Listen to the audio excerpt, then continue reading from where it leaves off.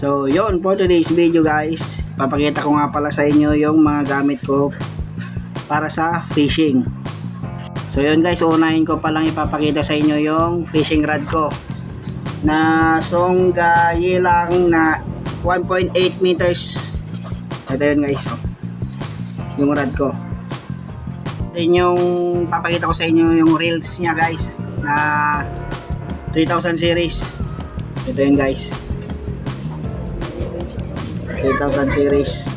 Tapos ipapakita ko din sa inyo guys yung fishing rod ko, yung nakalagay sa reel ko na 15 loves na Proveros fishing line. Ito yan. Tapos ipapakita ko din yung iba't iba't kong lure na pamain dun sa isda. Ito yung redhead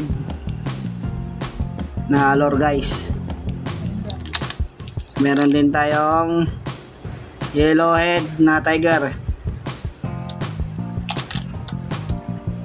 Tapos meron din tayong mga subbait din dito na sima. Ito na 5 grams. Meron din tayong mga palubog guys. Yan. Tapos ito din yung isa na ginawa ni Angler Lester. Yan.